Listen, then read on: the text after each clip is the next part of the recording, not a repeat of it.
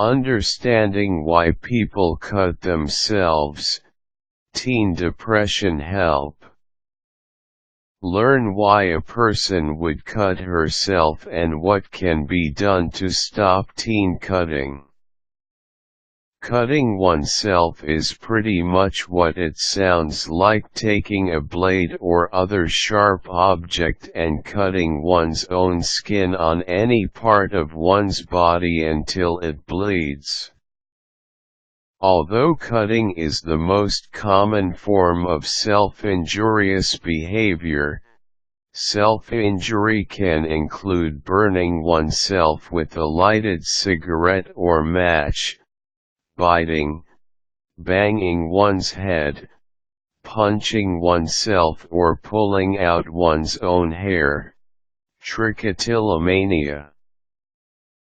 People who injure themselves in these ways are typically between 13 to 15 years of age and female, although cutting can go on for years unnoticed by others.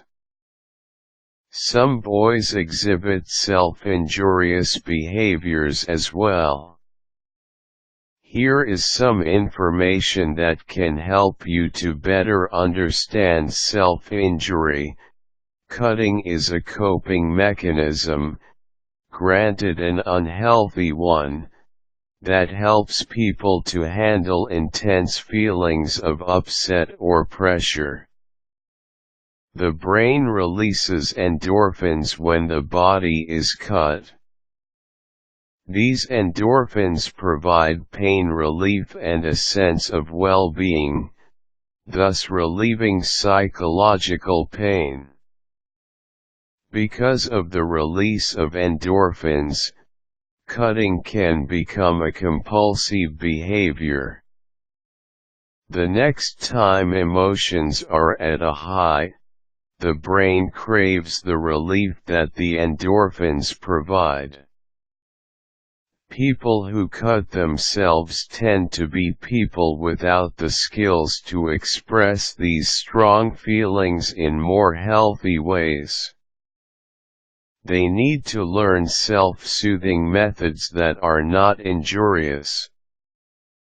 People who cut themselves sometimes also suffer from other mental health issues such as bipolar disorder, obsessive-compulsive disorder, depression, eating disorders or other challenges, though this is not always the case.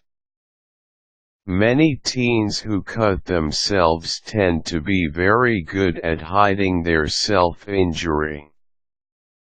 They may wear long sleeves to hide scars, explain away any cuts that are observed, or even share tips on how to hide their self-injury, such as this example from 43 Things You Cannot Make Someone Who Cuts Herself Stop. Lecturing, begging, rejecting, none of these strategies will work. Instead, you can offer your support by letting your friend know that she deserves to be healthy and happy and that you are willing to help her find the assistance she needs. Remember heroin chic? This was a fashion style of the mid-90s that made models look as if they were heroin addicts, thus drawing protests from anti-drug groups and even then President Bill Clinton. Some people who were not heroin addicts still tried to achieve this look, for example through self-starvation. Unfortunately, cutting has an analogous element of boundary-crossing chic for some teenagers who try cutting themselves as a way to appear edgy and cool. If you know someone who cuts herself, Don't decide for yourself whether the cutting is an effort to be cool or a cry for help. Take cutting as a sign of underlying emotional troubles that need to be addressed.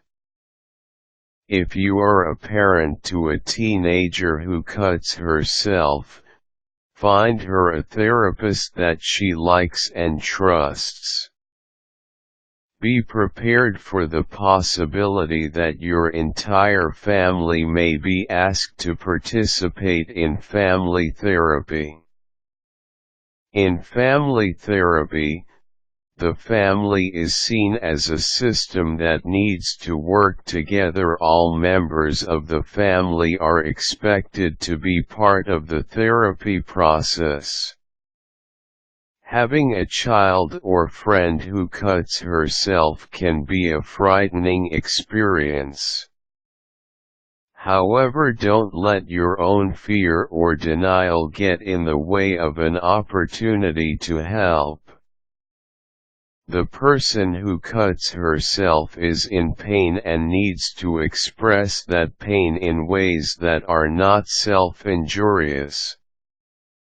Cutting oneself is a severe enough symptom to merit mental health help as soon as possible.